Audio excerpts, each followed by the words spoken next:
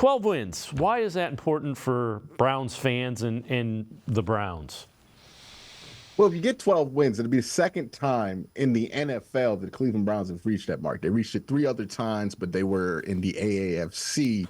That was in like the 1940s to 50s when they did that. So it would mark kind of new ground for the Cleveland Browns, right? It would mark new territory for this franchise. And one of the things we have to remember, because we're all frustrated with the perception of the Cleveland Browns, well, things like winning 12 games goes a long way in changing that perception of the Cleveland Browns that got built up mainly between 2003 to 2017. So, look, it's not worth losing a big time player over, I wouldn't say. But if you do get that 12th win, it does mean something, especially to the fan base, because it just is another thing that you can look at and go, okay, I think we're going to be fine, right? Like I think the team is in better hands now. It just gives you that security. Kevin has a 12-win season. He wins Coach of the Year.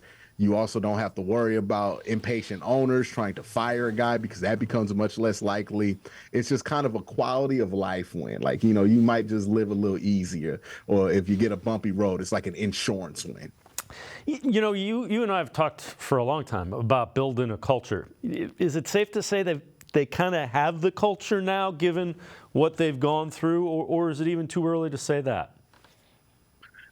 You can tell. I mean, like you felt it when they beat the 49ers, right? And they had to overcome some adversity. And it's one thing to do that once, but you also did it against the Baltimore Ravens. You also did it, when people started to count you out towards the end of this season. And not only did you do it, you took care of business. I think this is just who this team is at this point.